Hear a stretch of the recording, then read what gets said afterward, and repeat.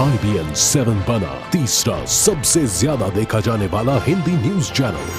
IBN 7 हौसला है।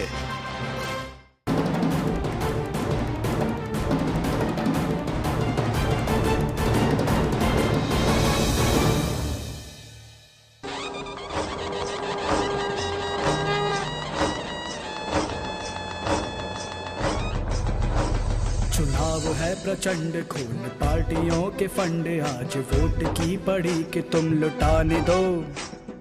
आप हाथ भाजपा या मोदी की हो शान, आज चुनाव धार पर टकराने दो। चुनाव है। देश की राजधानी में सज गई है चुनावी बिसात।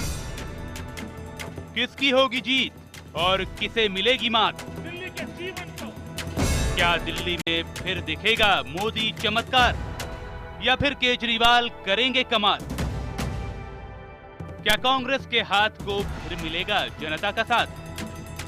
आखिर किसके सिर सजेगा दिल्ली का ताज? चरम पर है दिल्ली का चुनावी घमासान। मैदान में हैं 8 पार्टियों के 693 उम्मीदवार। नेताओं की किस्मत तय करेंगे दिल्ली के 1 करोड़ 30 लाख मतदाता। 7 फरवरी को जनता जनार्दन चुन लेगी अपना भाग्य विधाता। किसे मिलेगा दिल्ली का सिंहासन, किसे मिलेगी सत्ता की कमान? 10 फरवरी को होगा इसका फैसला। लेकिन इससे पहले आज हम सुपर सर्वे में बताएंगे क्या है दिल्ली के दिल में, किसको मिल रही है बढ़त, कौन किसको दे रहा है कड़ी टक्कर। देखिए सिर्फ IBN 7 पर दिल्ली का सुपर सर्वे।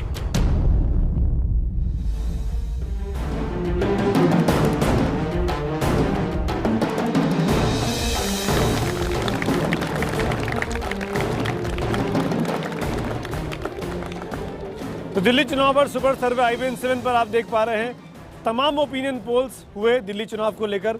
कौन सा ओपिनियन पोल क्या कह रहा है ये हम दिखाने की कोशिश कर रहे हैं। नए मेहमान मेरे साथ जुड़े हैं। सबसे पहले परिचय कराऊंगा दिल्ली दरबार में नरेंद्र कोहली, बीजेपी के नेता हमारे साथ हैं। नरेंद्र, स्वागत है आपका। महेंद्र नाथ ठाकुर साहब मेरे साथ पहले से मौजूद हैं। आप डेटा मिनेरिया की तरफ से हैं, उनको रिप्रेजेंट कर रहे हैं।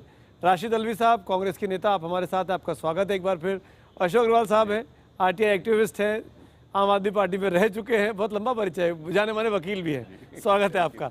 और साथ में मेरे साथ 2 खास मेहमान यहाँ भी मौजूद हैं। वरिष्ठ पत्रकार नीलांजन मुखोपाध्याय, आपका स्वागत है, अपनी धर्मपत्नी के साथ हमारे शो में है, आपका भी स्वागत है मैम। और इरा मेरे साथ है, दिल्ली की जाने माना चेहरा, लेखिका के तौर पर जानते हैं आप इनको। इन सब से बातचीत करूं, हम आप दिल्ली की जनता के साथ सवाल जवाब लें, नेताओं से पूछें, कुछ आंकड़े दिखाना चाहेंगे। सबसे पहले मैं अपने इलेक्शन रूम में आकाश के पास आपको ले चलूंगा। आकाश सोनी हमको दिखाएंगे कि दिल्ली में ओपिनियन पोल्स क्या कह रहे हैं। आकाश।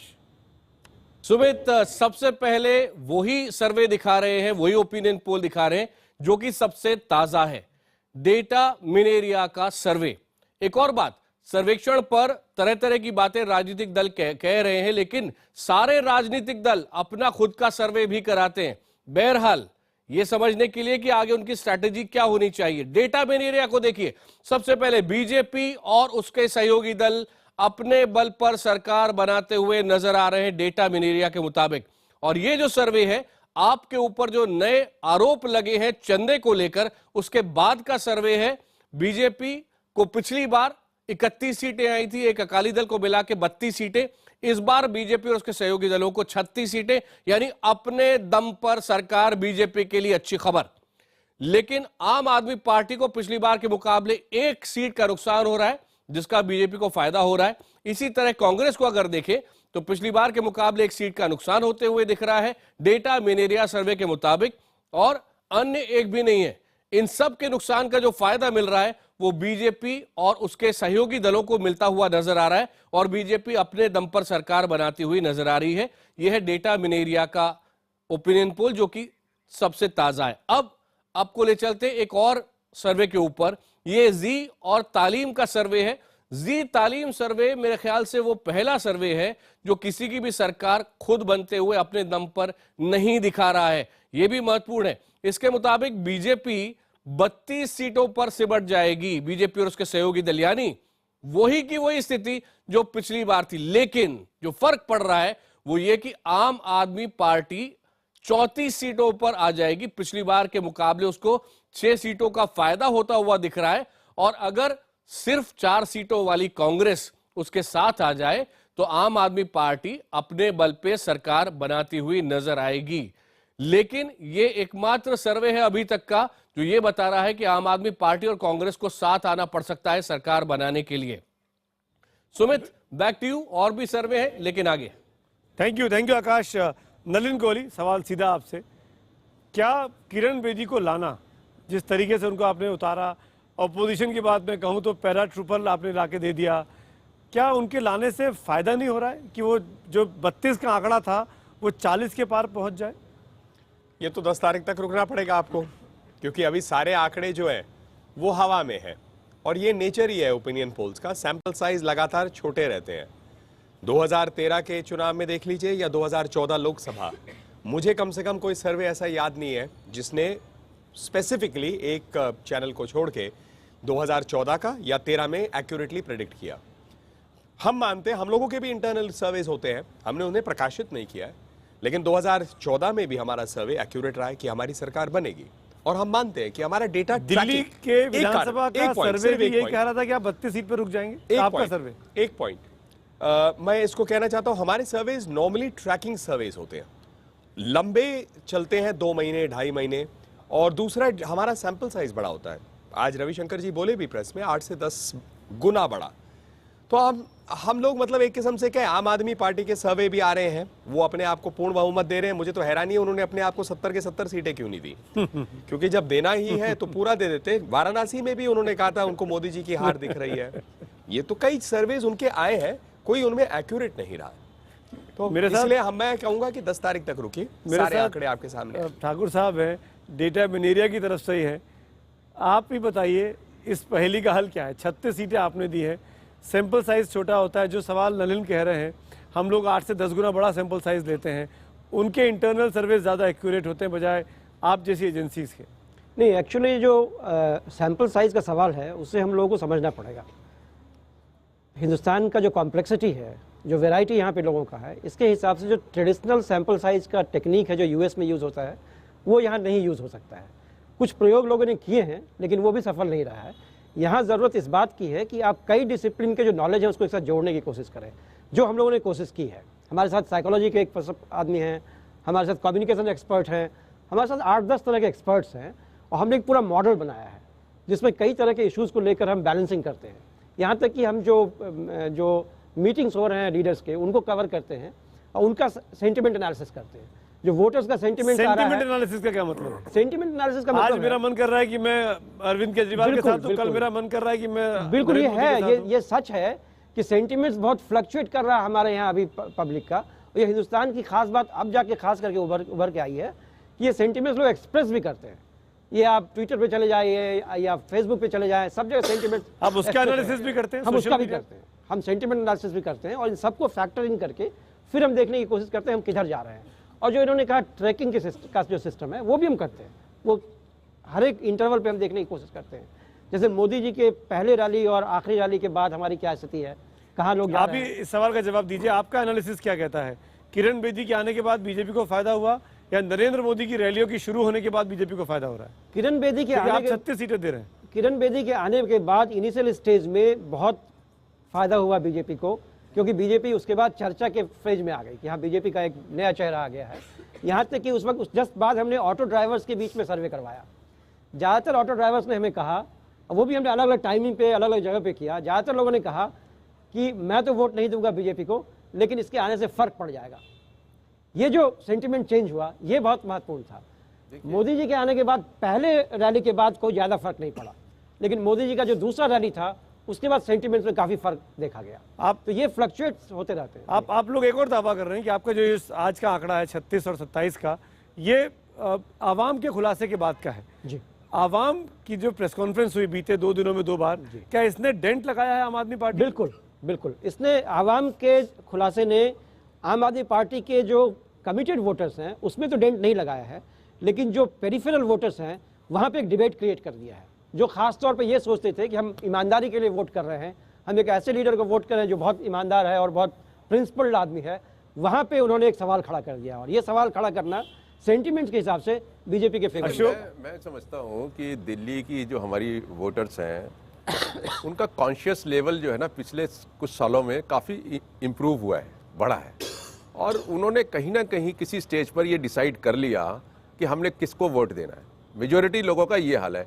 तो अभी ठीक है, केजरीवाल के ऊपर बड़े सीरियस आरोप लग रहे हैं, लेकिन जो किरण बेदी का पिक्चर पहले दिन था, जैसे आप कह रहे हैं, मैं सहमत हूँ कि जब शुरू में आए थे तो लगा था कि कुछ हो गया, लेकिन धीरे धीरे ऐसा लग रहा है कि वो डाउन चला गया मामला। तो कहीं किसी को प्लस हो रहा है, कहीं किसी को प्लस हो रहा है। क्योंकि आप आम आदमी पार्टी में रहे हैं और ईमानदारी की बात उन्होंने हमेशा करी है, पारदर्शिता की बात हमेशा की है।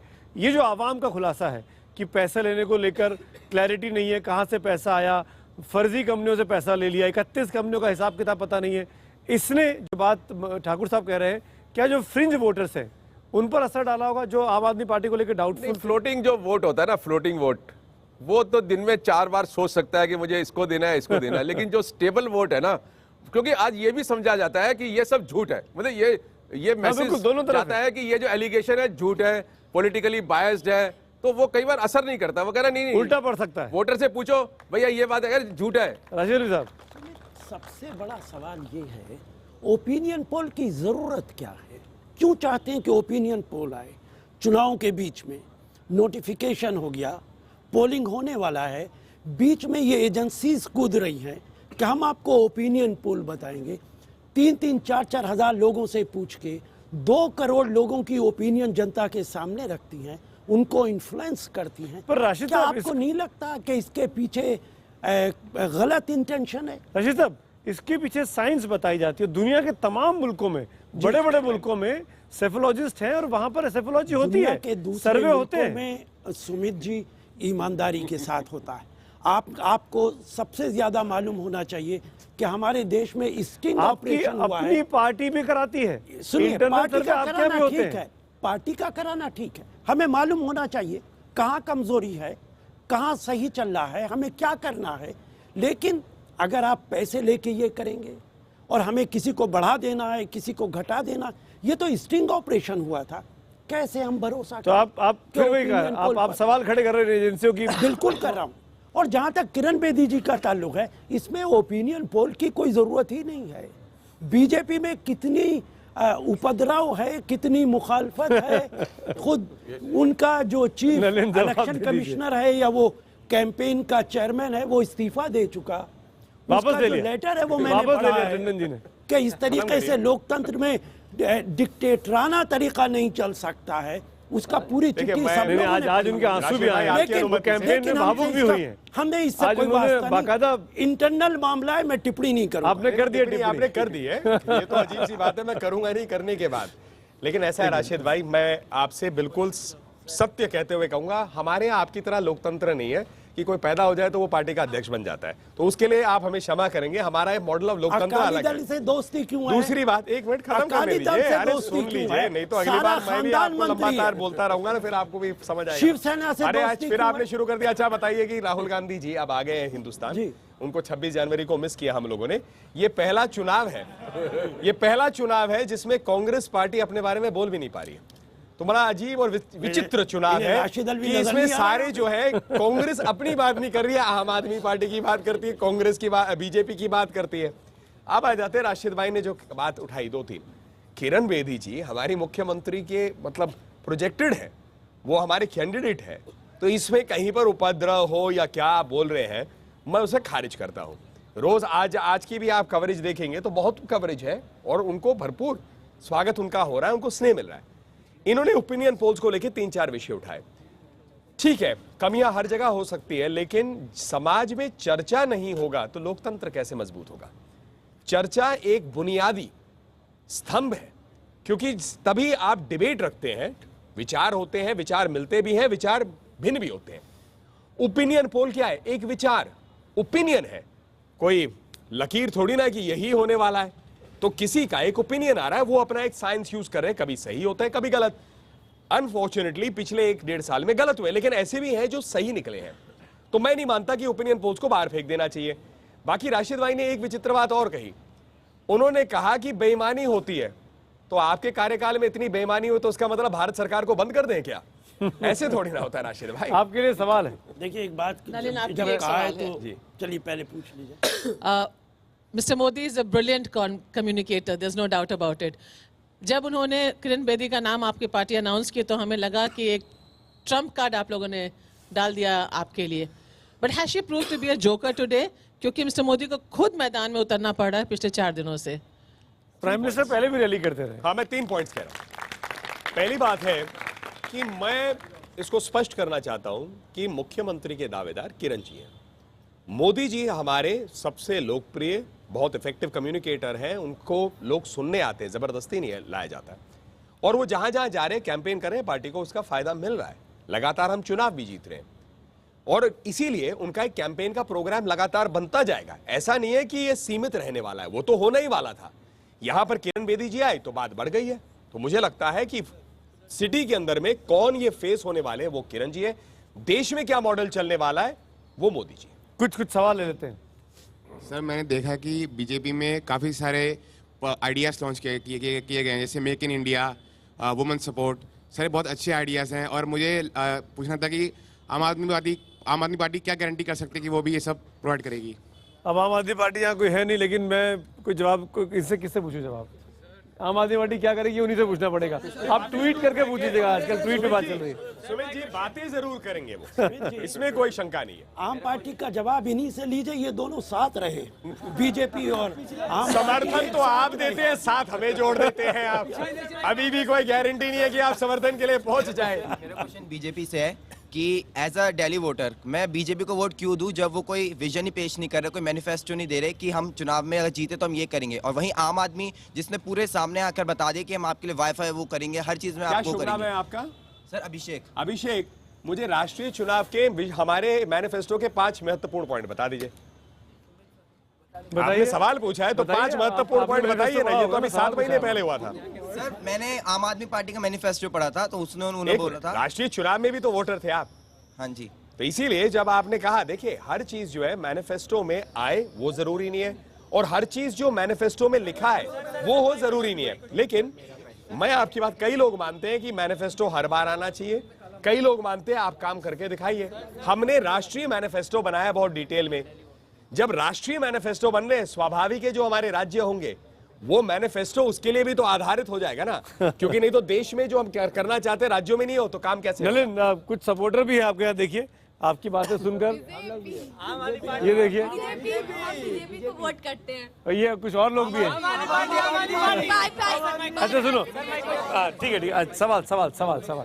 सर मेरा नाम शिवम है और मैं मोदी जी का बहुत ही प्रशंसक रहा हूँ, लेकिन उनके भाषण में आजकल दोहरी नीति दिख रही है। वो कहते हैं आम आदमी पार्टी कांग्रेस के साथ समर्थन लेकर सरकार बनाई, उधर एनसीपी के खिलाफ उन्होंने मुंबई में इलेक्शन लड़ा और खुद एनसीपी का समर्थन लेकर बीजेपी वहाँ सरकार बनाई, भले बाहर से हो। उसके बाद वो माँ बेटे की राजनीति को ख़त्म करना चाहते थे, फिर पीडीपी के साथ जाके बाप बेटी के साथ मिलकर वो सरकार बना रहा है। तो उनकी दोहरी नीति ये क्यों दिख रही है? ये कंफ्यूजन दूर करिए। आपका अच्छा सवाल, पॉइंटेड क्वेश्चन है। नहीं, आप जो छाती पीट रहे यहाँ पीट लो बेटा, वहां से क्यों पीट रहे हो? दुनिया भी देख लेगी कि आप छाती पीट रहे हो। मैं बड़ा खुश हो गया हूँ। बोलिए जवाब। इसमें क्या दिक्कत है? कुछ भी हो, मैं कम से कम इतना जरूर कहूंगा, क्योंकि आपने आम आदमी पार्टी के लिए वोट भी किया है तो वो आपका अधिकार है किसको वोट करें। मैं थोड़ी ना आपसे कह सकता हूं कि वोट जो है आप मत करिए किसी को, लेकिन इतना जरूर है, हम जो है आप जो दोहरी नीति कह रहे हम उसे नहीं मानते। लोकतंत्र में जो फाइनल सिचुएशन आती है तो तय कर लीजिए, और इसमें भी एक मॉडल हो सकता है कि जहां सरकारें नहीं बनती मत बनाइए, कोई ना बनाए, प्रेसिडेंट्स रूल रहे, यह भी एक मॉडल हो सकता है। लेकिन अभी तक संवैधानिक प्रक्रिया में यह माना जाता है, चाहे राजनीतिक लोग हो या गैर राजनीतिक, सरकार अगर नहीं बन रही तो बनाने का पूरा प्रयास होना चाहिए। इसीलिए कांग्रेस और आम आदमी मिली, हालांकि विरोध में खड़े हुए थे, चल नहीं पाई, और ऐसे मॉडल कई जगह रहे। दूसरी बात जो आपने कहा, मोदी जी के बारे में आपने प्रशंसक से बदली बात।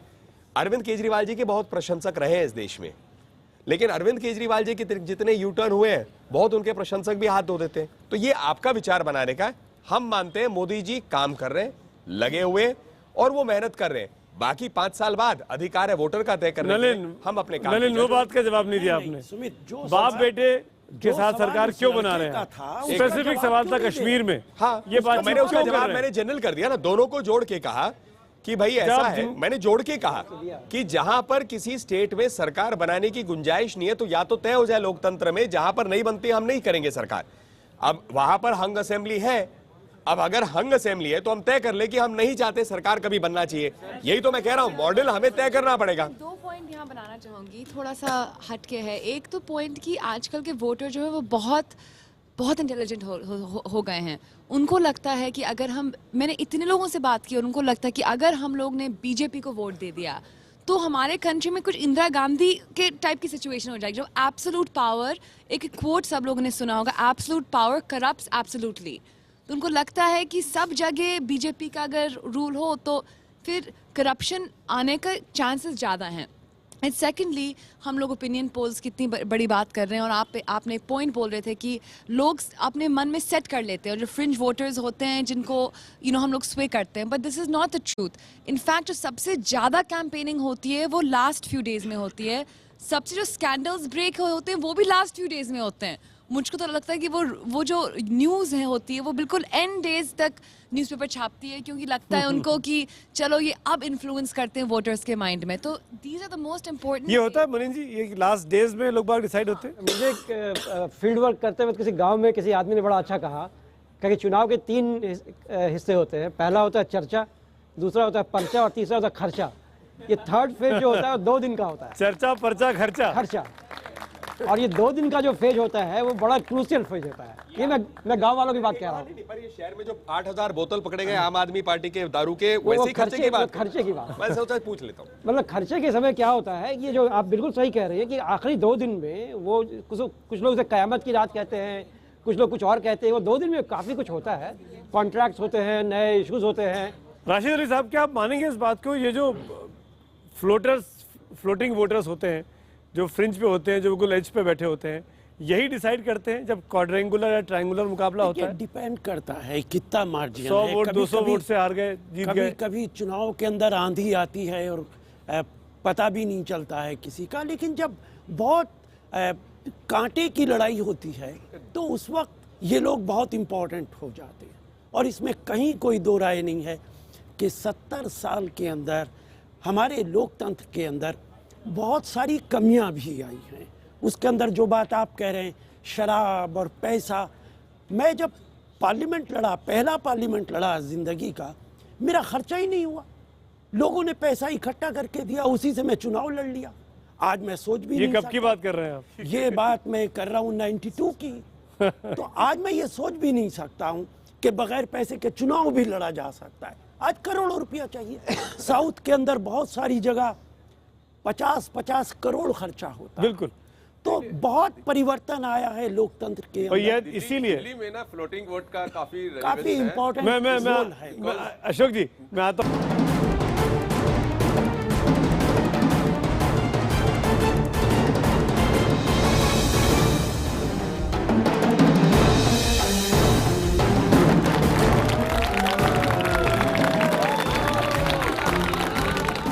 ब्रेक के बाद आपका एक बार फिर से स्वागत है दिल्ली दरबार के इस आखिरी सेगमेंट में। सीधे आकाश के पास चलते हैं इलेक्शन रूम में और आकाश से जानते हैं बाकी 2 एजेंसियां और क्या करें। आकाश, बिल्कुल सीधे चलते हैं सबसे पहले इंडिया टीवी और सी वोटर के सर्वे पे। इस सर्वे के नतीजे आपके सामने स्क्रीन पर आने वाले हैं और प्रचार का सिर्फ 1 दिन बचा है। लेकिन बता दें कि जनवरी महीने के अंत के ये रिजल्ट्स हैं जो ओपिनियन पोल्स के, और बीजेपी अपने बल पर सरकार बनाती हुई नजर आ रही है अपने सहयोगी दलों के साथ। 37 सीटों के साथ बीजेपी और उसके दल, ये अच्छी खबर बीजेपी के लिए हो सकती है, लेकिन आम आदमी पार्टी पिछली बार की तरह 28 सीटों पर ही अटक जाएगी, ये इंडिया टीवी और सी वोटर का सर्वे कहता है। और कांग्रेस पार्टी सिर्फ 5 पर सिकुड़ कर रह जाएगी इंडिया टीवी सी वोटर के मुताबिक। जहां तक कि इसमें सामने नजर नहीं आ रहा है, लेकिन किरण बेदी सबसे ज्यादा पॉपुलर है दिल्ली में मुख्यमंत्री पद की दावेदारों में, उनको 50%, लेकिन अरविंद केजरीवाल बहुत पीछे नहीं है 47% वोटों के साथ। ये इंडिया टीवी सी वोटर का सर्वे जो कि बीजेपी और उसके सहयोगी दलों की सरकार बनाता हुआ दिख रहा है। और एक आखिरी और सर्वे आपको दिखा दें, HT और C4 का ये सर्वे है, आपके स्क्रीन पर है। इसके मुताबिक आम आदमी पार्टी को देखिए 36 से 41 सीटों के बल पर अपने बल पे सरकार बनाती हुई दिख रही है। बीजेपी 27 से 32 के बीच में सिमट जाएगी, यानी बहुत पास पहुंच के भी शायद बहुत दूर रह जाएगी। ये HT और C4 का सर्वे है। और कांग्रेस बुरी तरह सिकुड़ के 2 तक भी गिर सकती है, लेकिन उसे पिछली बार के मुकाबले सिर्फ 1 सीट कमाए, ये भी संभव है। ये HT और C4 का सर्वे। लेकिन सबसे महत्वपूर्ण एक बात मैं बोलना चाहूंगा सुमित, वो ये, अलग अलग सर्वे हमने देख लिए, लेकिन इस वक्त अधिकतर राजनीतिक दल अंदर ही अंदर ये बात शायद मानकर चल रहे हैं कि कांटे की टक्कर है। ऐसे में बेहद महत्वपूर्ण हो जाएगा कि घर घर जाकर और वोटर्स को, जो आपके वोटर हैं आप जानते हैं, उसके लिए पार्टी के नेता, पार्टी के कार्यकर्ता जाएं और अपने वोटर्स को बूथ तक लेकर जाएं। दिल्ली में कई बार वोटर बस यही नहीं करता, ये बड़ी चिंता। इसीलिए आज प्रधानमंत्री ये साफ साफ कह रहे थे अपनी आखिरी रैली में दिल्ली की कि बड़ी संख्या में लोग बाहर निकले और वोट करें। आप कश्मीर का रिकॉर्ड तोड़ दें, आप पड़ोसी हरियाणा का रिकॉर्ड तोड़ दें। सुमित। बिल्कुल आकाश, शुक्रिया, थैंक यू सो मच हमारे साथ जुड़े रहने के लिए। मैं आगे चलूं उसके पहले कुछ आंकड़े दिखाना चाहूँगा। ये आकाश ने जो सर्वे दिखाए तमाम, और मेरे साथ ठाकुर साहब भी हैं, और क्योंकि वो एकमात्र सेफोलॉजिस्ट हैं, हमने तमाम एजेंसीज जिनके सर्वे दिखाए हैं बीते 2 घंटे में, उन लोगों को इनवाइट किया था कि आप अपने रिप्रेजेंटेटिव को भेजिए और अपनी सेफोलॉजी के बारे में, अपने मेथड के बारे में हमको बताइए, यहाँ की जनता को बताइए कि आखिरकार क्यों आपका सर्वे ठीक दिल्ली की जनता माने। सवाल ये भी खड़ा होता है कि कहीं ये सर्वे जनता को, वोटर को गुमराह तो नहीं कर रहे हैं, या ये सर्वे वाकई में दिल्ली की जनता के मन में जो कन्फ्यूजन है उस कन्फ्यूजन को बढ़ा तो नहीं रहे हैं। इसीलिए ज़रूरी था, लेकिन कोई नहीं आया। हालांकि ठाकुर साहब मेरे साथ है डेटा मिनेरिया के। मैं एक चीज़ आपसे पूछूं उसके पहले हम कुछ आंकड़े दिखाने चाहेंगे। कुछ सेफोलॉजी आपने की और कुछ आंकड़े हमारे सामने आए। ये विधानसभा चुनाव 2013 के आंकड़े हैं, दिसंबर में जो हुए थे पिछली विधानसभा के। बीजेपी को 32 सीटें आई, 33% वोट आया। बीजेपी गठबंधन है, एक सीट उसमें अकाली की भी थी। आम आदमी पार्टी को 28 सीटें आई थी, 29% के आसपास वोट आया था। कांग्रेस को 8 सीटें आई थी और करीब 25% के पास वोट आया था। इसके 6 महीने के बाद फिर दिल्ली में चुनाव हुआ। इस बार लोकसभा का चुनाव था। नरेंद्र मोदी का चेहरा था, राहुल गांधी का चेहरा था। आप देख सकते हैं बीजेपी के वोट परसेंटेज में 33 से बढ़कर 46% तक चला गया, लगभग 47 के आसपास। आम आदमी पार्टी 29 से बढ़कर 33 हुआ, लेकिन उसके बावजूद भी आम आदमी पार्टी को एक भी सीट नहीं मिली। बीजेपी ने 7 की 7 सीटें स्वीप की। कांग्रेस को नुकसान हुआ, 25% वोट से घटकर करीब 15%, 15.25% के आसपास आया और सीट एक भी नहीं मिली। तो ये जो बात है, दिल्ली में बीते 7 महीनों में, 8 महीनों में, जब से नरेंद्र मोदी प्रधानमंत्री बने हैं, ऐसा क्या बदला जो आम आदमी पार्टी 2-3 सर्वों में नंबर 1 पे दिखाई दे रही है? मुझे लगता है कि दोनों 2 सिचुएशंस थे। अभी ये दिल्ली ये काम कठिन काम आपको इसलिए दे रहा हूँ कि आप अपने सर्वे में बीजेपी को जिता रहे हैं और मैं आम आदमी पार्टी का सवाल आपसे पूछ रहा हूँ। नहीं, मैं एक्सप्लेन करने की कोशिश करता हूँ कि मैं 2 बातें कहना चाह रहा हूँ। पहले तो ये कहता हूँ कि सर्वे के बारे में बहुत सारा सवाल उठाया जा रहा है, सर्वे की साइंटिफिसिटी क्या है। मुझे लगता है कि जितने लोग सर्वे करते हैं उन्हें मिल बैठ के बहुत सारे समाजशास्त्रियों के साथ बातचीत करनी चाहिए। ये जो एक गैप हो गया है उससे भी थोड़ी क्रेडिबिलिटी, सोशल साइंस और सेफोलॉजी को मिलाना चाहिए। दुनिया भर में ये काम चल रहा है और ये बड़ा महत्वपूर्ण है, क्योंकि डेमोक्रेसी का जो पूरा जो डायमेंशंस है वो चुनाव के समय उभर के आता है। सोशल साइंटिस्ट को चुनाव के समय बाहर निकल के लोगों से बातचीत करनी चाहिए। ये पहली बात है। दूसरी बात ये है कि पिछले 6-7 महीने में जो कुछ भी हुआ है उसमें मुझे लगता है कि लगातार आम आदमी पार्टी ने अपना फोकस किया है दिल्ली के ऊपर, लगातार फोकस किया है। बीजेपी नहीं कर रही थी। बीजेपी का जो है वो एक राष्ट्रीय स्तर पर जीतने के बाद उनका एक दूसरे तरह का फोकस है, और फिर जो एम्बिशंस उन्होंने रेज किए हैं लोगों के, उस पर किसी ने सही कहा कि 6 महीने के अंदर ही लोगों से इवेलुएट करने लगे हैं। जिस तरीके से लोगों को उम्मीद बनी है, उस उम्मीद में थोड़ी सी भी परेशानी होती है लोगों को तो लोग सवाल करने लगेंगे। तीसरी बात मुझे ये लगता है कि आम आदमी पार्टी का एक वो बेस है जो बेस सड़क पे नजर आता है, और वो बेस बड़ा कमिटमेंट के साथ काम भी करता है। ये आप कह रहे हैं जिन्होंने सेफोलॉजी करके आपकी एजेंसी ने भारतीय जनता पार्टी को नंबर 1 की पार्टी बताया? नहीं, बिल्कुल, क्योंकि हमारे जो सेफोलॉजी है वो आम तरह का सेफोलॉजी नहीं है। हम चूंकि बहुत सारे लोगों से बातचीत कर रहे हैं और अलग अलग, मैंने बताया आपको कि हमारा सेफोलॉजी एज सच नहीं है, ये एक तरह का सोशल साइंस है जो हम लोग कर रहे हैं। मैं समझता हूं ये बिल्कुल सही बात है, क्योंकि जो पिछले 1 साल में आम आदमी पार्टी ने एक मोमेंटम बना के रखा है लगातार। ना तो बीजेपी ने दिल्ली में बना के रखा और कांग्रेस तो बिल्कुल ही कहीं गुम हो गई। तो मुझे लगता है उसका असर जो है ना, और जिस तरीके का एडवर्टाइजमेंट, पहले दिन से एडवर्टाइजमेंट, ये सब चीज़ें मतलब एक ऐसा लग रहा है जब दिल्ली में आप चलते हैं तो लगता है कि शायद आम आदमी पार्टी ही पार्टी है, बाकी सब पार्टी इधर से उधर हो आप गई है। कह रहे हैं जो आम आदमी पार्टी छोड़ के आए? नहीं, तो मुझे देखिए जो सच्चाई है वो मैं कह रहा हूँ। ठीक है, आपकी बात मैं उनका कोई विरोधी नहीं हूँ।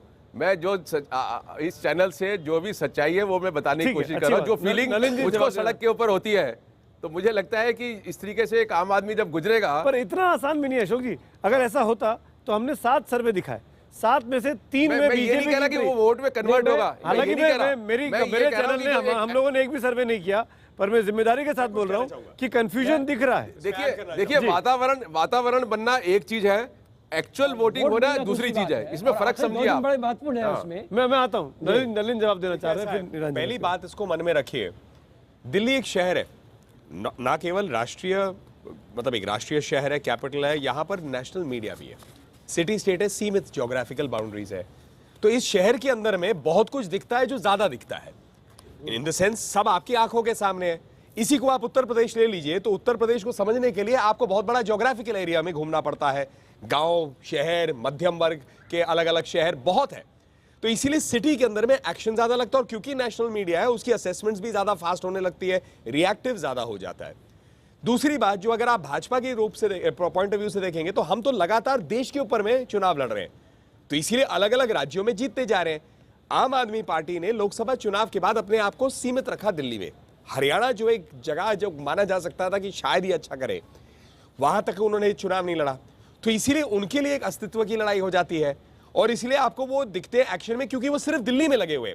भाजपा की टोटल इलेक्शन मशीनरी, जिस पर हम लोगों पे प्रश्न उठाते हैं, पर ये हमारा स्टैंडर्ड मशीनरी है, हम सब जो है बाहर चले जाते हैं, चुनावों में लगते हैं, ये अलग अलग राज्यों में लगा रहा है। तो इस वजह से आप लोग उसको एनालाइज करते हैं एज सपोर्ट। मैं उसको एक अलग बात कह रहा हूं, सपोर्ट को अलग करिए, वो तो वोटर ही बताएगा, लेकिन उससे ज्यादा ये एक्टिविटी जो है उनकी ज्योग्राफिकली सीमित, एक सीमित ज्योग्राफिकल एरिया में है, और विजिबिलिटी इसलिए ज्यादा है क्योंकि नेशनल मीडिया यहाँ है। ठीक है नीलांजन, ये जो ओपिनियन पोल से करीब 25 साल हो गए ओपिनियन पोल्स के बारे में भी लिखते हुए, चुनावों के बारे में भी लिखते हुए, बेसिक जो समस्या होती है कि जब ये ओपिनियन पोल्स कंडक्ट करते हैं और जाके जो सर्वे करके आते हैं, जो वोट शेयर होता है, उस वोट शेयर को किस तरह से सीट्स में किस मैथमेटिकल मॉडल से कन्वर्ट करते हैं, उस मेथडोलॉजी में अभी भी काफ़ी कुछ लिमिटेशंस हैं। मेरे ख्याल से वो अभी तक परफेक्ट नहीं हुआ है। जहाँ तक जो आपने जो दूसरा सवाल उठाया था कि क्या वजह है कि मई 2014 और अब में क्या स्थिति बदली है कि सडनली ऐसा लग रहा है कि सुगबुगाहट जो है वो आम आदमी पार्टी के फेवर में जा रहा है। उसके पीछे कई कारण हैं। उसके पीछे सबसे मेन कारण है कि एक लोकल इश्यूज़ पे मुद्दा चुनाव लड़ा जा रहा है, और भारतीय जनता पार्टी ने चुनाव को जब कराना चाहिए तो उसको उस समय नहीं करके बल्कि किसी तरह से गवर्नमेंट फॉर्म करने की कोशिश की। अगर आप हिंदुस्तान के इतिहास में जाएं तो आप देखेंगे किसी भी 2 पार्लियामेंट्री इलेक्शंस के बीच में, जिसको मैं बोलता हूं मैंडेट करेक्शन हमेशा होता है। जैसे मार्केट में सेंसेक्स में अचानक उछाल आ जाता है, तो मार्केट करेक्शन बहुत जरूरी है। तो उसी तरह से डेमोक्रेसी का एक इनहेरेंट प्रोसेस है। इससे मैं किसी पार्टी के फेवर या पार्टी के खिलाफ, ये एक नेचुरल साइक्लिकल प्रोसेस है। तो सवाल ये है कि क्या दिल्ली में मैंडेट करेक्शन होगा या बिहार में होगा या 2016 में होगा? 2019 के पहले जरूर होगा। राशिद अलवी, दूसरी बात, एक राशिद भाई, जस्ट विद योर परमिशन, ये इसको कई लोग फिर ये प्रयास करते हैं, मोदी जी पे रेफरेंडम है। मोदी जी का रेफरेंडम तो जुलाई में, मई में हो चुका है। आप एक व्यक्ति के ऊपर में हर हफ्ते हर महीने थोड़ी ना रेफरेंडम करते हैं। Referendum is a view that comes on a specific thing at a point of time. उसके बाद भाजपा लगातार राज्यों में लगी रही है। दिल्ली सबसे महत्वपूर्ण चुनाव है। मैं ऐसा नहीं मानता हर चुनाव महत्वपूर्ण है। जब बिहार आएगा तो ये कहा जाएगा बिहार बहुत महत्वपूर्ण है, जब उत्तर प्रदेश आएगा तो कहेगा ये बहुत महत्वपूर्ण है, क्योंकि हर चुनाव महत्वपूर्ण है। राशिद अलवी, अब आप उस बात का जवाब भी दीजिए, मेरा सवाल भी उससे जुड़ा हुआ है। आज जो बात नीलांजन कह रहे हैं कि सुगबुगाहट आम आदमी पार्टी की है, तो कांग्रेस क्यों छूट जाती है पीछे? देखिए मैं बताता हूँ कांग्रेस क्यों नहीं है यहाँ पे। सुनिए सुमित जी, बहुत सच्चाई के साथ बात आपसे कहना चाहता हूँ। 9 महीने पहले हम लोकसभा हारे और काफ़ी बड़ी हार हमारी हुई है। कोई भी चीज़ इतनी जल्दी ना बढ़ती है ना घटती है। अभी 8 ही महीने तो हुए हैं हमें लोकसभा का चुनाव हारे हुए, लेकिन इस देश के अंदर जनता हर चीज़ बर्दाश्त कर लेती है, एरोगेंस बर्दाश्त नहीं करती है। अगर आपका दिमाग खराब हो जाए तो वो आपको सबक ज़रूर सिखाएगी। हमारे मैं बोल रहा हूँ 10 साल की सरकार के बाद हमारे बहुत नेताओं में एरोगेंस आया, मैं इस बच्चों के सामने एडमिट करता हूं, और उसी का नतीजा है कि पार्लियामेंट के अंदर हुआ। लेकिन हमें तो 10 साल में हुआ था, आपको तो 7 महीने में एरोगेंस आ गया। जो सवाल का जवाब एक, ये आप कैसे बोल रहे हैं? लगातार चुनाव बीजेपी जीत रही है, आप हारते जा रहे हैं। सुमित जी, भारतीय जनता पार्टी का एक ही ऑब्जेक्ट है, सत्ता कैसे हासिल की जाए। आपका नहीं है? सुनिए आप, हर पॉलिटिकल पार्टी चुनाव जीतने के लिए लड़ती है। 1 मिनट में बात खत्म कर दूंगा जी। मंदिर के मुद्दे पर सत्ता आई, मंदिर को भुला दिया। महाराष्ट्र के अंदर आपने कितनी मुखालफत की शिवसेना की, शरद पवार जी की पार्टी की कितनी मुखालफत की। मोदी जी के वो जुमले आपको याद होंगे कि पूरी की पूरी बेईमान पार्टी है। उन्हीं के साथ जो इस बच्चे ने सवाल किया था, जिसका जवाब नहीं दिया गया, आपने अपनी सरकार बचाई। आपने कश्मीर के अंदर कहा कि माँ बेटे जो हैं, बाप और बेटी, इनकी सरकार को हटा दो। आज उन्हीं के साथ आप सरकार बनाने जा रहे हैं। सिर्फ सत्ता के लिए आप कुछ भी करने को तैयार हैं। दिल्ली के लोग ये बर्दाश्त करने को तैयार नहीं। जवाब दीजिए। और मैं गलती से कुछ बोल दे, मैं पेशेंट गोई करता हूं कि दिल्ली के अंदर भारतीय जनता पार्टी की सरकार नहीं बनेगी। चलिए, राशिद अल्वी साहब, एक साधारण चाय वाले से जो प्रधानमंत्री बन गए, उनको इन्होंने प्रतीक बना दिया है अहंकार का, और देश उनको अहंकारी देखता नहीं है। कोई बात नहीं, ये मानते अपने में अहंकार आ गया था। 10 साल इनका सेवा का मॉडल ऐसा था कि देश ने कहा ऐसी सेवा से हमको बचा दो, इतने रूप से कहा कि प्लीज हमें बचा दो, कि लगातार वो जो है उनको कह रहे हमें सेवा आपकी नहीं चाहिए। अपने बारे और में तीसरी बात जो इन्होंने कहा, सत्ता के लिए, सत्ता सिर्फ एक माध्यम है राशिद भाई। सत्ता के पीछे सोच क्या और उस सोच को कैसे आप काम में बदलते हैं, वही तो इंपॉर्टेंट है। सत्ता तो सिर्फ माध्यम है, अंत नहीं है। आप लोगों की अगर सोच उस अंत से ज्यादा बढ़ जाती तो शायद देश में बदलाव आ जाता। कॉमन आदमी के लिए तो ना कांग्रेस ने कभी कुछ किया है और ना बीजेपी ने किया, ना आम आदमी पार्टी ने किया। अब ये तो 49 दिन में भाग गए थे। नहीं, वो ठीक है, लेकिन अभी देखिए, अभी और देखिए क्या होता है। ठाकुर साहब, मुझे लगता है, मैं इस बहस में नहीं पढ़ना चाहता हूँ, लेकिन जो बात उठाई गई कि जो परसेंटेज ऑफ वोट है और सीट जो मिलता है, ये कन्वर्जन का एक बहुत बड़ा मामला है। इसलिए सेफोलॉजिस्ट लोगों को बहुत परेशानी होती है। आप मान रहे हैं? ये परेशानी है, इसलिए इसके लिए नए टेक्निक्स की ज़रूरत है, और दुनिया भर में नए टेक्निक्स यूज़ किए जा रहे हैं। हमारे यहाँ सेफोलॉजी की परेशानी क्या हो रही है कि ये जो नए टेक्निक्स डेवलप कर रहे हैं सोशल साइंस में, उसको अडॉप्ट नहीं कर रहे हैं। यदि उसे हम अडॉप्ट करें तो काफ़ी कुछ हम सीट वाइज देख सकते हैं कि किस सीट में क्या डिफरेंसेस आ रहा है। चलिए, और फिर हम काफ़ी नज़दीक पहुँच सकते हैं चीज़ों। कुछ सवाल है? सर, मेरा क्वेश्चन बीजेपी से है। अगर आप जीत जाते हैं तो विमेन सेफ्टी के लिए आप क्या करेंगे? इसमें कई बातें हमने कही है, उन्होंने कहा है विजन कई डॉक्यूमेंट, बार लगातार कहा है, विजन डॉक्यूमेंट में भी कहा है। लेकिन ये विषय में एक सिंपल एक ही लाइन में कहूंगा, जो हमारी सोच है वो स्टार्ट होती है जो मोदी जी ने 15 अगस्त के भाषण में भी कहा कि एक तो क्या लड़कों पे ना देखा जाए, और क्या ऐसे देश में बच्चियां, बहनें, माँ बेटी सब जो है सुरक्षित ना हो। ये ऊपर से ही हमारी सोच आ रही है। हमारे तो मैनिफेस्टो में, नेशनल मैनिफेस्टो जो हर चीज के लिए लागू है, विमेन एज नेशन बिल्डर्स के रूप में हम कहते हैं, और उसमें कई हिस्सों की बात होती है। पुलिसिंग फोर्स में बढ़ाने की बात होती है, उनको एजुकेशनल राइट्स देने की बात हो रही है, सिक्योरिटी बढ़ाने की बात हो रही है। तो कई चीजें हैं, ऐसी बात नहीं है। लेकिन यह मूवमेंट जो है, हमें अपना दायित्व पूरा करना है, जो सरकार का दायित्व है। हमें इसके साथ समाज को मिलाकर भी इस दायित्व को पूरा करना है। जैसे स्वच्छ भारत जो है सोच सकते हैं, लेकिन है तो समाज के साथ जुड़ के ही भारत स्वच्छ होगा।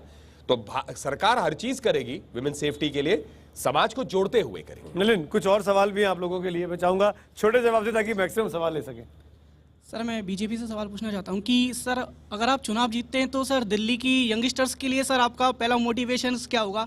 उनको सर, उनके लिए आपकी नई प्लानिंग क्या होगी कि सर वो कैसे अपने आप को सर एंटरप्राइज कर सके, सर जॉब पा सके अच्छे से, या कुछ नौकरी पा सके? देखिए, मैं 3-4 चीजें कहूंगा। आपका सवाल अच्छा है, मैं इस पर फटाफट कर रहा हूँ। इनका अच्छा सवाल है।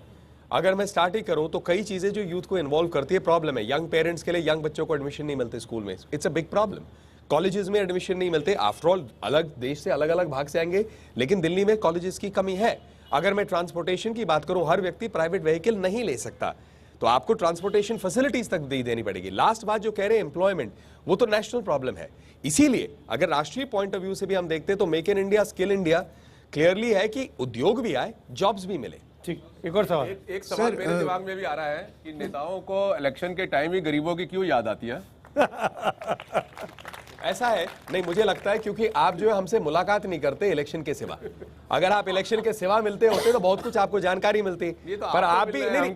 अशोक जी, बड़े विनम्रता से कह रहा हूँ, मैं बड़े विनम्रता से कह रहा हूँ, मैं बड़े विनम्रता से कह रहा हूँ, आप जैसे आपका समय कोर्ट में लगता है, हमारा भी कई समय कोर्ट में लगता है, ये सब चलता है। मेरा सवाल बीजेपी से है सर। मैं ये पूछना चाहता हूँ कि किरण बेदी जी को सीएम पद का दावेदार बनाया गया है और सर बहुत मंत्रिमंडल में से कम सारे कैबिनेट मिनिस्टर्स, 2 दर्जन कैबिनेट मिनिस्टर्स दिल्ली में लगाए गए हैं। क्या एक आम आदमी से बीजेपी में खलबली मच गई है?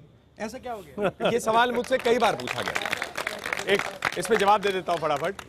अगर आप महाराष्ट्र चुनाव में आए होते, जहां मैं लगा भी था, बहुत ऐसे मंत्री वहां लगे हुए थे, बहुत ऐसे एमपी ऑलरेडी लगे हुए थे। पर मैंने शुरू में कहा ज्योग्राफिकली सीमित जगह क्योंकि है, तो आपको लगता है कि बहुत सारे इधर ही लग गए। यदि महाराष्ट्र में देखते तो 248 सीटों में जब आप देखते तो फर्क ही पड़ जाता है। तो हमारा चुनाव लड़ने का स्टाइल ये बहुत सालों से लगातार यही रहा है। पार्टी के ना केवल क्योंकि हम कार्यकर्ता पहले, मंत्री तो मंत्री बना पर कार्यकर्ता पहले है, लेकिन अगर आप देखें तो हजारों की संख्या में बड़े राज्यों में, हमारे कई राज्यों से लोग आकर लगते हैं। मैं ये बात ये कहना चाहूंगा तमाम लोगों को कि ये मिथ्या है कि पूरी की पूरी कैबिनेट को लगा दिया गया। मिथ्या इसलिए बोल रहा हूं कि जब कांग्रेस की सरकार थी, जब कांग्रेस के दिल्ली में मनमोहन सिंह प्रधानमंत्री थे, तब राज्यों में चुनाव होते थे तो कांग्रेस के मंत्री जाकर प्रचार करते थे। चेहरे वही रहते हैं, कभी वो केंद्रीय मंत्री बने हुए हैं तो कभी वो सीएम बने हुए हैं, वही जाके तो प्रचार करेंगे। वही 25-50 आदमी तो है पार्टी चलाते हैं, जो वही लोग जाते हैं। अगर दिल्ली में आज प्रचार चल रहा है तो अशोक गहलोत भी कर रहे थे, भूपेंद्र सिंह हुड्डा भी कर रहे थे, जो 6 महीने पहले तक मुख्यमंत्री थे। तो ये तो वही चेहरे होते हैं, पार्टी चलाते हैं। ठीक करिए मुझे। दिल्ली का चुनाव जब था तो दिल्ली के मंत्री काम करते थे और थोड़े बहुत बाहर से आ जाते थे। ऐसा नहीं था कि प्रधानमंत्री से लेके और संतरी तक सब लगे हुए। दिल्ली का चुनाव बड़ा क्रूशियल है। पार्टी में सेवा का टाइम लगा देना, नहीं तो पार्टी कमजोर थोड़ी ना होती। My question is to Congress. DPCC के प्रेसिडेंट ने अभी सैटरडे को आपको अक्यूज करा था of being a B party to BJP, कि it's just standing up for the election so that the votes get divided between Congress and AAP और बीजेपी जीत जाए। Do you think such excuses are like just being made up so that to cover up the much anticipated defeat of the Congress? देखिए मैं एक बात कहूँ आपसे, आपको याद होगा कि जब दिल्ली के अंदर मूवमेंट चला था और केजरीवाल मूवमेंट चला रहे थे अन्ना हजारे के साथ, किरण बेदी भी शामिल थी, तो एक मिनट, ये बात इसीलिए कही गई कि दिल्ली के अंदर आरएसएस के वर्कर्स उनके साथ भीड़ जमा करते थे, वहाँ जाते थे। आरएसएस के चीफ ने तारीफ की है, अन्ना की भी और केजरीवाल की भी। ये सारे लोग लगे थे, सपोर्ट कर रहे थे, किरण बेदी को भी, अन्ना को भी और केजरीवाल को भी। इसलिए ये शक पैदा होता है कि ये बी टीम है भारतीय जनता पार्टी। एक लास्ट सवाल, वक्त की कमी मेरे पास, एक लास्ट सवाल छोटा सा सर। एक लास्ट सवाल सर, मेरा सवाल बीजेपी से है कि अभी तक जितने भी स्टेट्स में इलेक्शन हो रहे थे, आपने अपने पीएम को आगे रखा था, कहा था कि इनके नाम पे वोट दीजिए। तो ऐसा क्या हो गया कि आपने यहाँ पे सीएम घोषित किया? सीएम क्यों घोषित किया आपने? क्योंकि हमें लगा कि दिल्ली में एक सीएम फेस होना चाहिए, इसमें कोई छुपाने की बात नहीं। एक मिनट, ऐसा है नहीं, देखिए ऐसा है, मैं आपको बताऊं, मैं ब्लंटली कह रहा हूं, हमें ऐसा लगा कि हमें एक सीएम फेस रखना चाहिए। हमने पहले भी सीएम किए, पहले भी सीएम के बिना लड़े। चलिए, जब हम सीएम नहीं प्रोजेक्ट करते तो आप कहते हैं सीएम नहीं प्रोजेक्ट कर रहे, जब करते तो कहते हैं क्यों करते। दोनों तरफ से नहीं चलता राजनीति में। ये स्ट्रेटेजी है उनकी, अपने अपने तरीके से लड़ रहे हैं। नहीं है कि आम आदमी पार्टी से बीजेपी को बहुत डर लग रहा है, ऐसा मतलब पहला ऐसा चुनाव है जब लग रहा है कि कुछ मैच हो रहा है। चलिए, थैंक यू सो मच हमारे साथ जुड़ने के लिए। ठाकुर साहब, नरेंद्र जी, राशिद भाई, अशोक जी, आप सबका भी थैंक यू। लेकिन जाने के पहले मैं अपील जरूर करूंगा आप लोगों से भी और दिल्ली की उस तमाम जनता से भी कि 7 तारीख को बाहर निकलिएगा और वोट जरूर करिएगा। किसी तरह के कंफ्यूजन की जरूरत नहीं है, गुमराह होने की जरूरत नहीं है। आपको पता है कि आपको अपने देश में, अपने प्रदेश में, अपने घर में अगर स्थायित्व चाहिए, अगर आपको कोई परमानेंट सरकार चाहिए तो क्या करना है, जाके वोट करिए और आपको तय करिए कि दिल्ली में कौन अगला मुख्यमंत्री होगा। Thank you so much for watching IBN 7।